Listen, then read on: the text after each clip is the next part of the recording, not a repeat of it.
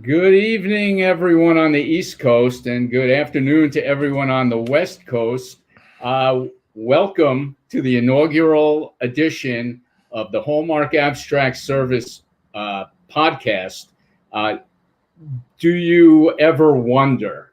So sometimes I wonder if I'm doing a live podcast, what can possibly go wrong? Well, what can go wrong is that I see Gordon, and you probably see Gordon as well, but I can't hear Gordon. Oh. It's the vagaries of live podcasting. So the inaugural episode of the Hallmark Abstract Service podcast about podcasting is already running into a little bit of a roadblock. But be that as it may, we are going to work through. I wish that that I could hear Gordon Firemark, and I wish that everyone on this podcast could hear Gordon Firemark. But that's what I wonder about. But do you ever wonder? So let me just go a little bit into the background.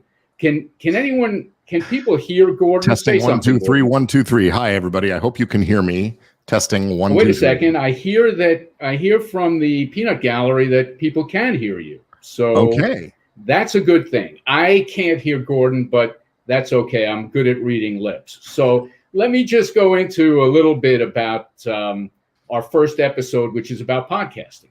So it can be a daunting experience. There are a lot of moving parts to podcasting. Sometimes the biggest impediment to podcasting is jumping into podcasting. So just a little bit about the process. So I applied to LinkedIn Live, where I am right now, and I suppose a lot of people get accepted, maybe not a lot of people, but there are a lot of different formats that people can use for podcasting.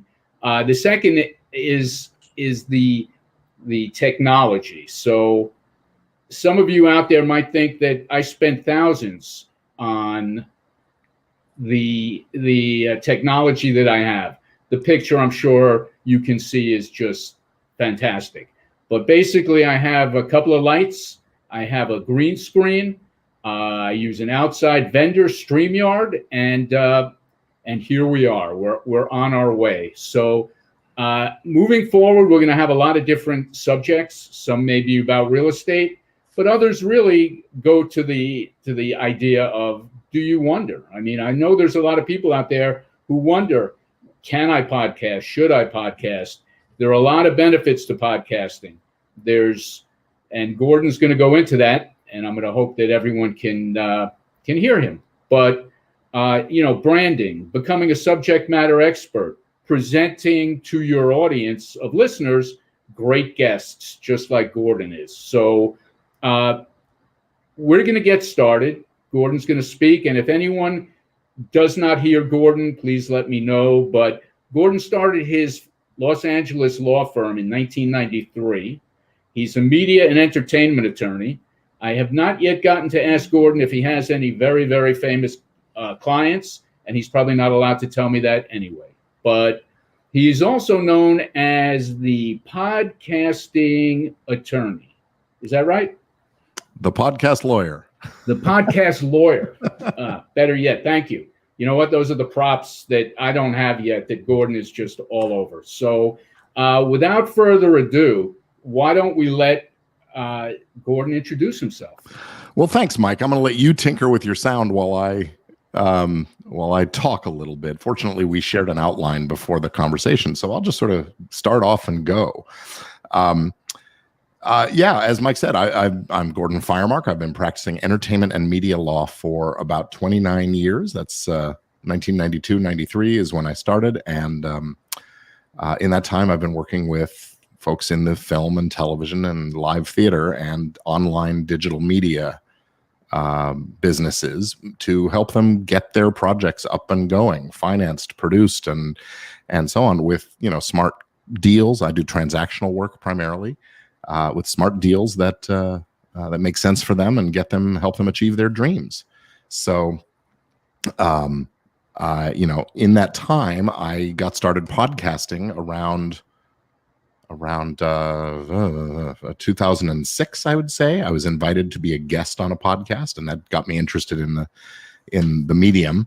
And when that podcast, I was guesting every week or two on that for a while. And then when that podcast sort of found its end of its life, I decided I wanted to keep going. So I started my own.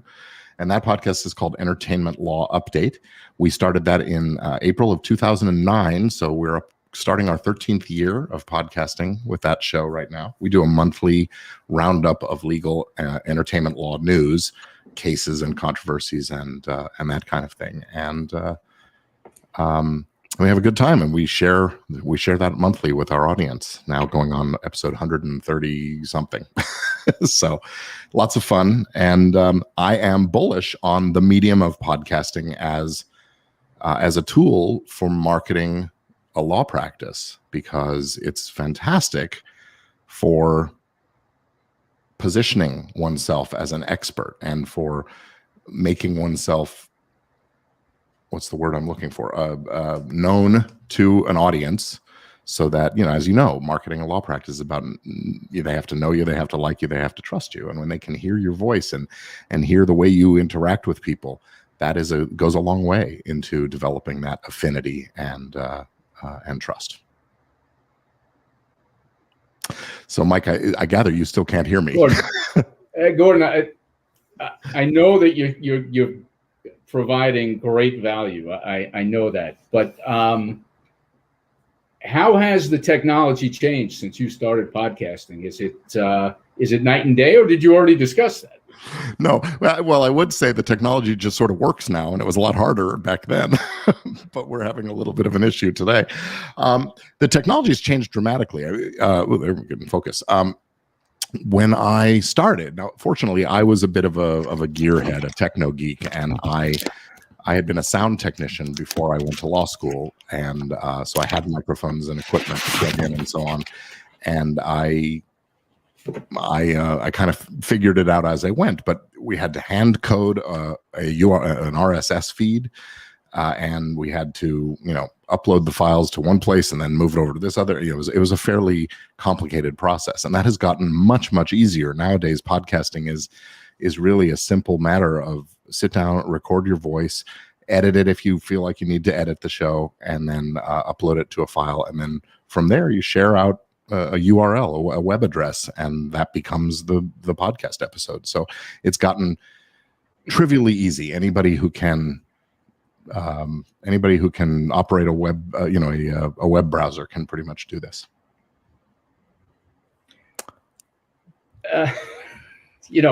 Funny. It's funny. My family is watching this, and they're freaking out for me.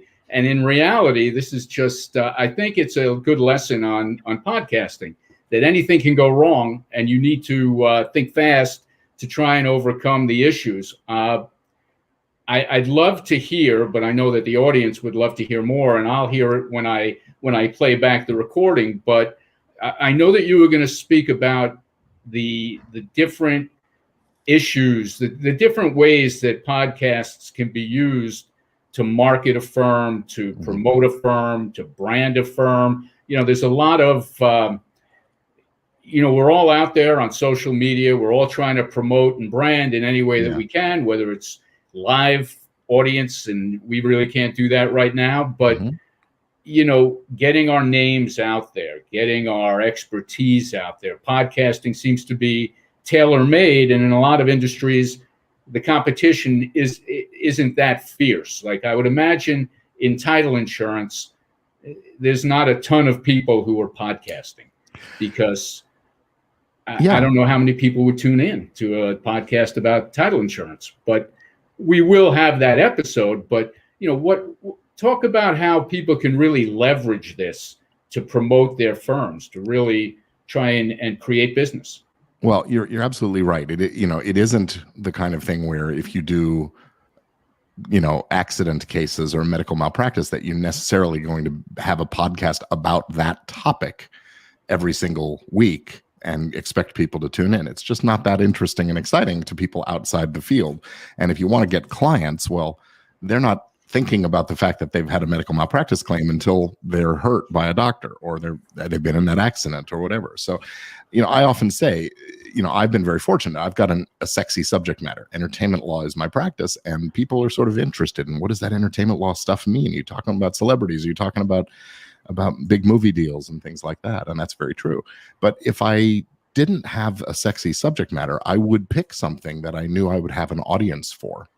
And I would just be the sponsor of the show. As the host and the sponsor, I'm sitting there every week with my audience, sharing about whatever it is they're interested in. And hopefully there's some way I can connect that to what I do as a lawyer.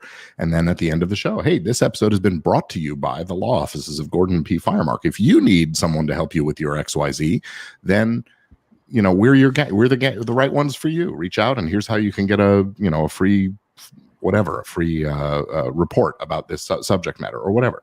So that lots of good ways to do it without having to just bore an audience with the area of practice that you do. It's interesting to those of us who are lawyers who do this stuff, who are in our fields, but it may not be directly interesting to that big of an audience.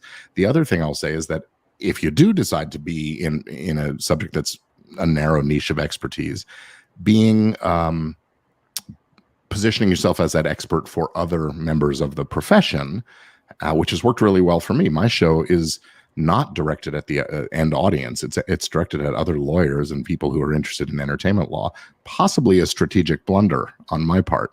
But what we get is a lot of referrals from other lawyers. Either they're conflicted out, or we cover an area of practice that they just aren't as tuned into. My co-host has a very special niche within music, and I do live theater and digital media. So, it's the other entertainment lawyers don't necessarily do that stuff. So it works out very nicely. And, one other area I'll say is that in the legal practice, that one technique of marketing for folks in estate planning or certain areas of family law and things have very effectively used seminars for a long time as a way of reaching an audience of people, getting them interested and giving them some valuable knowledge. You could use a podcast like a seminar to get people interested, have them sign up for your free report, and then you've got an email list that you can keep in touch with for when it's time to make the sale. So I see that Gordon is pausing, which is my that's my nonverbal cue to jump in. And I know that in title insurance in New York, there are limitations. There are governmental agencies that watch us, that dictate to us. And I know that in the law there are many similar types of things. So I know that there are a lot of attorneys on tonight, and I know there are limitations to the types of advertising that attorneys can do. And what issues, what are some of the guidelines, some of the rules of the road, I guess, for podcasting for people who have limitations, who have governing bodies that they have to be aware of, that they have to pay attention to? Well, first off, you agreed. Any highly regulated, licensed profession, we're going to have to look over our shoulders a little bit and make sure that what we're doing passes muster. I will say that I don't view podcasting as advertising. I view podcasting as educating, as informing, and perhaps entertaining. And I don't offer legal advice over the podcast, and I don't directly sell my services using a podcast. A law firm is allowed to sponsor a program about a particular topic. We're allowed to publish a book. We're allowed to put out articles. We're allowed to do a lot of these things. And so I think that as long as you're not crossing the ethical boundaries of revealing, client confidences or attorney-client privileged material, that is one side of it. And on the advertising side, as long as it's not a blatant promotion for your law firm, brought to you by is all it is. That's fine. And really, it's just about building awareness of you, the brand, the person. Of course, you want to check, if you're going to do this, with your local state bar association to make sure that it passes muster. I know there's one state I'm not going to name it because I'm not sure I'm right about it, but I know at least one state is pretty tough on attorney advertising and might look a little askance at a podcast. If it were really just hey, we're the law firm and here's what we talk about, and every day it's every week it's just a very blatant promotion. But I don't really think of it as advertising. The First Amendment is very strong in this area, and what you're doing is speech directed at educating the public. So now let me ask you a question, Gordon. This is a very unfortunate circumstance because the actual give and take between you and I is somewhat limited, just based on the fact that I can't hear a word you're saying. But that said, in under the guise or under the subject line of the show must go on, have you ever in your history of podcasting, of teaching podcasting, have you ever experienced a situation like this? And what would the typical methodology be? Would it be to call things off? Would it be to try and do it like we're doing it? What's a good solution to a situation that just pops up? Well, most of the time with a pre-recorded podcast where it's not live and there's an audience waiting for us, we would just stop and fix it and then re-record. Yes, it has happened. We've had, because my co-host and I connect via Skype, and Skype 10, 11 years ago was, sometimes not the most dependable. So we would occasionally have to stop and wait a few minutes and then reconnect the call and restart the show. And that meant we had a little editing to do. But, it would work out. The bigger problem, the technical problem that I've encountered is the one that sits between the keyboard and the chair, where I forgot to press the record button. And so we did a whole hour and a quarter of conversation, great podcast episode. And then it wasn't there when I went back to publish it. The episode was just gone. So I wish I heard what you were saying. I'm going to listen to the YouTube right after we're done. I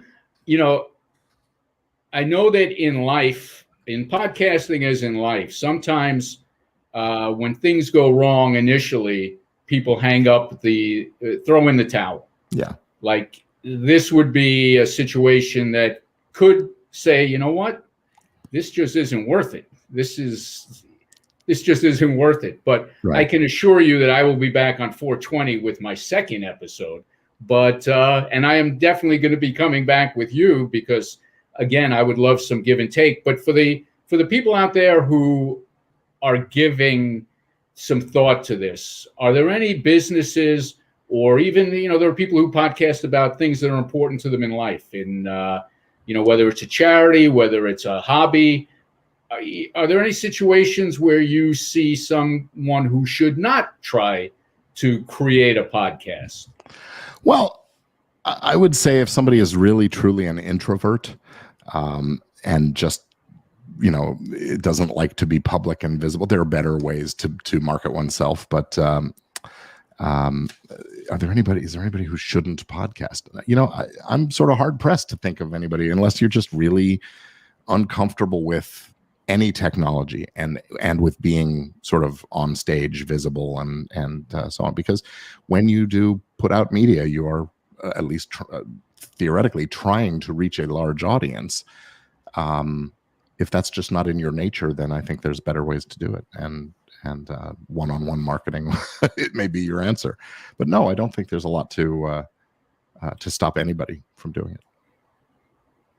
So in my preparation for podcasting, I was fortunate to have people who podcast who were very giving of their time and very giving of their advice. And you can rest assured I'll be on the phone with them after this. But I think for people who are hesitant to podcast, there are people out there like you. There are people out there. I'm a neophyte, but I'm more than happy to give people my insight into what it took to create this, such as it is. But it's a process. It's an effort. But I think that over the long run, the benefits far outweigh the anxiety and the work that it takes to do it. There's finding guests who will come on is certainly no easy task. Finding guests who people want to listen to is another issue that's not easy. But for me, I found that it's been very fulfilling just taking something from the amoebic stage to where we're now. Look at us. We're alive. We're out there. So I know that my email address is scrolling across the bottom. If anyone has any questions, and I think we may. Unless, do you have more that you'd like to talk about? Well, go for it. Yeah. First off, I want to say you mentioned bringing guests on, and this is another great way that a podcast can be beneficial for a law practice or really anybody in business, because it's sort of networking, right? We're finding a guest, we're inviting them on the show. It's not a direct sales call or anything like that, but I'll tell you that I've had guests on my show who have later turned into clients or have later turned into referral relationships that have been very strong. And it all started because I met them through a podcast. I had an excuse to call and reach out to them that wasn't me trying to pitch them on my services as a lawyer. It was me asking them to come and be an expert on a show, and that works out really nicely. So that's just another good reason for doing podcasting. So hope that helps. Well, if anyone has any questions for Gordon, then they should certainly let me know what they are, and I will pass them along. And for the viewers out there who, they're weighing, should I come back? Should I not come back? Rest assured that on 420, the volume and the audio situation will be fixed, and there will be no issues. But I have to say this about Gordon. I don't know him for a long time. He's a phenomenal guest, and he is a phenomenal sport because he's a busy man, and this could be a little aggravating, but I can't thank you enough for helping me to kick off this series, and I want to make you proud. And when you come back the next time, we are going to be rocking, we're going to be rolling, and it's going to be something to be seen. But do you have more that you would like to share? I was just going to say, Mike, thank you for the compliments about me being a good sport and all that. I come from a background in live theater where the show must go on, and that is exactly what we have done. The show has gone on despite our technical issues, and you too are a phenomenal sport. Despite all the frustration, you've done a great job with this interview, and I want to say thank you. Well, I will take that as an endpoint for tonight. We're going to end a few minutes early because of our difficulties. But Gordon, I thank you very much. Hopefully you will come back, and we'll talk about much deeper things in the realm of podcasting. And I cannot thank you enough. And for people who are listening, you'll be getting an invite to our 420 episode, which in this case is going to have something to do with commercial real estate, and it's going to have something to do with some of the rules and the laws in New York City that anyone who's involved in commercial real estate needs to pay real attention to. So I'm going to wish everyone a good night. Gordon, thank you again. And I will see everybody very soon. Thanks, Mike.